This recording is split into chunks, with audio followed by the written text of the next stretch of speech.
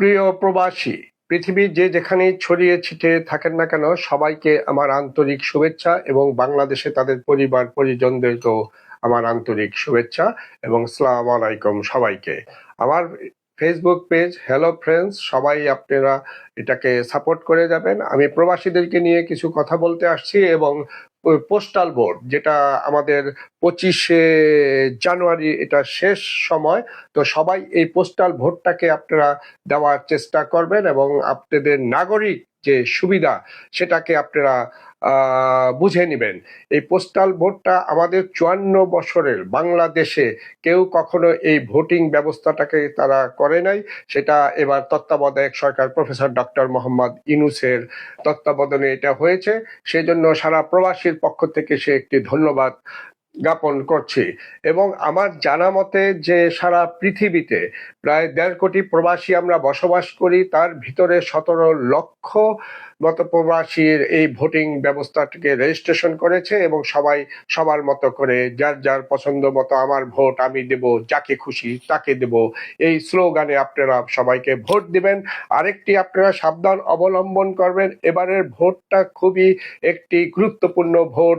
এখানে 2টি ভোট হয়ে থাকবে, একটি হ্যাঁ ভোট, একটি না ভোট, আর একটি আপনার নিজের নাগরিক অধিকার প্রয়োগ করার জন্য যে ভোট।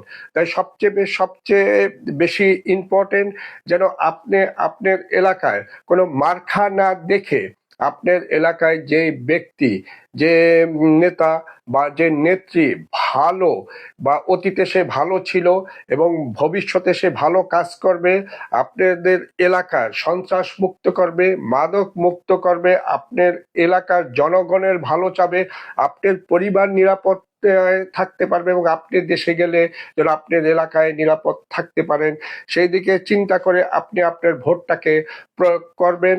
আশা করি দেখবেন যেন বাংলাদেশ আস্তে আস্তে আপনার আমার মাধ্যমেই চেঞ্জ হয়ে আসবে। আজ 54 বছরের বাংলাদেশে হাঁটি হাঁটি পা পা করে আমাদের অনেক ধরনের সমস্যা, সেই সমস্যার উত্তরণ হচ্ছে না। আমাদের রাজনীতিবিদরা আমাদেরকে পিষ্ট করে তারা তাদের মতো করে দেশ পরিচালনা করছে। বিগত সরকারগুলোকেও আমরা দেখেছি, এর আগের সরকারকেও আমরা দেখেছি। আমাদের বাংলাদেশের একটি প্রধান সমস্যা দুর্নীতি, সেই দুর্নীতি থেকে বেরিয়ে আসতে হবে এবং আমাদের বাক স্বাধীনতাতে জায়গায় আমাদের আসতে হবে, যে যার মতো করে তার ব্যক্তি চেতনা এবং স্বাধীনতা মতো কথা বলতে পারে, সেদিকেও আমাদের খেয়াল রাখতে হবে। এখন সোশ্যাল মিডিয়ার যুগ, সেই সোশ্যাল মিডিয়ার কল্যাণের মাধ্যমেই আমরা সারা পৃথিবীতে কি হচ্ছে, আমাদের বাংলাদেশে কি হচ্ছে, সবকিছু আমরা দেখতে পাচ্ছি। আমাদের প্রবাসীদের সবচেয়ে বড় কয়েকটি সমস্যা, এই সমস্যাগুলো কোনো রাজনীতিবিদরা তারা এটাকে ওইভাবে তারা গ্রহণ না করে, গুরুত্ব না দিয়ে তারা আমাদেরকে নিয়ে রাজনীতির মতো করেই খেলছে। আমাদের সবচেয়ে বড় সমস্যা, যখন এয়ারপোর্টে যাই তখন আমাদেরকে লাঞ্ছনা এবং গঞ্জনায় পোহাতে হয়। আমাদের কষ্ট অর্জিত টাকা দিয়ে যখন আমরা পরিজনের জন্য অনেক উপহার সামগ্রী খরিদ করে নিয়ে যাই, সেগুলোকে তারা হাতিয়ে রেখে দেয় এবং ইমিগ্রেশনে জটিলতা, কাগজপত্রের জটিলতা হলেও তারা কোনো সহযোগিতা করে না। এবং আমাদের বিদেশে যে দূতাবাসগুলো তারাও তাদের ঠিকমতো দায়িত্ব পালন করে না এবং আমাদের প্রবাসীদের সাথে খারাপ আচরণ করে থাকে, যেটা একান্তই কাম্য না। আমাদেরকে সবসময় বলা হয় যে আমরা রেমিটেন্স যোদ্ধা, কিন্তু আমরা দেশের জিডিপির একটি অংশ আমরা ধরে রেখেছি। আমাদের বাংলাদেশের মতো তৃতীয় বিশ্বের দেশে আমাদের জিডিপি খুবই তলানিতে। আমাদের শুধু একটি সেক্টরই গার্মেন্টস সেক্টর, দ্বিতীয় হলো প্রবাসী। সেই প্রবাসীদেরকে অবহেলায় গঞ্জনায় আমাদেরকে থাকতে হয়। এই বিদেশ জীবনে অনেকে বিভুয়ে ভাবে জীবন যাপন করছে, আত্মীয় পরিজন ছেড়ে দেশকে সহযোগিতা করছে, কিন্তু আমরা দেশে আপনার ঠিক মতো নিরাপদ মতো যাওয়া আসা করতে পারি না, যেটা আমাদের জন্য খুবই লজ্জিত এবং আমরা দুঃখিত এবং হতাশা। আরেকটি যে বিষয়, আমাদের এখানে বিশেষ করে মালয়েশিয়া, মধ্যপ্রাচ্য এবং বিভিন্ন পৃথিবী ছড়িয়ে ছিটিয়ে অনেক প্রবাসী তো যখনই মৃত্যুবরণ করে সেই লাশ নিয়েও আমাদের বিড়ম্বনা করতে হয়।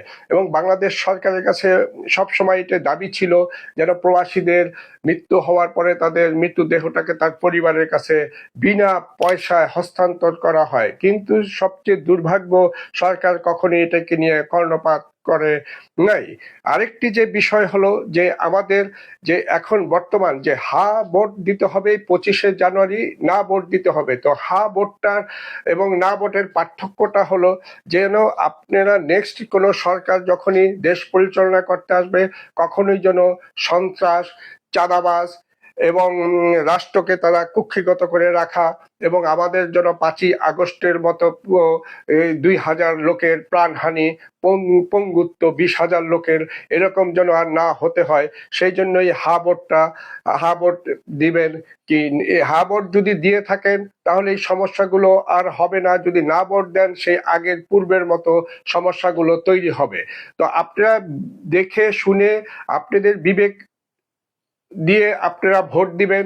আপনার ভোট আপনি কাকে দিবেন, যাকে খুশি তাকে দিবেন, এই স্লোগানই আপনি বাংলাদেশকে এগিয়ে নিয়ে যেতে থাকবেন। এবং সব পরিশেষে যে আমাদের যে রাজনীতিবিদরা তারা কিন্তু তাদের আখের গুছিয়ে থাকে, যেহেতু আমরা বিদেশে বিভুঁইয়ে থাকি, তাদের আত্মীয় স্বজন আমেরিকা, কানাডা, অস্ট্রেলিয়া এবং বিভিন্ন জায়গায় বেগমপাড়া তৈরি করে তারা বসবাস করছে, সুন্দর জীবনযাপন করছে। তা আপনারা সবাই সচেষ্ট হয়ে এবং বাংলাদেশের হাজার হাজার কোটি টাকা তারা ঋণ খেলাপি হয়ে যাচ্ছে আমাদের রাষ্ট্রের টাকা দিয়ে, যেই দেশে এখনো দুপুরবেলা ডাস্টবিন থেকে খাবার কুড়িয়ে খায়, সেই দেশের রাজনীতিবিদরা এখনো তাদের তাদের তাদের আখের গুছিয়েই থাকে সব সময়। তো আমি পরিশেষে আর কি বলবো, আমার আর বলার কিছু নেই। আপনারা আপনাদের 25শে জানুয়ারি আপনারা আপনাদের পোস্টাল ভোটটাকে সুষ্ঠু মতো প্রয়োগ করবেন, এটাই আমি আশা করব। সবাই ভালো থাকেন, সবাই সুস্থ থাকেন। আবার কোনো এক সময় দেখা হবে, আপনাদের সামনে আমি হাজির হব। অনাবিল সুখ স্বাচ্ছন্দ্যে ভরে উঠুক আপনাদের প্রতিটি প্রহর, এ কামনায় রইল। সবাই আল্লাহ হাফেজ।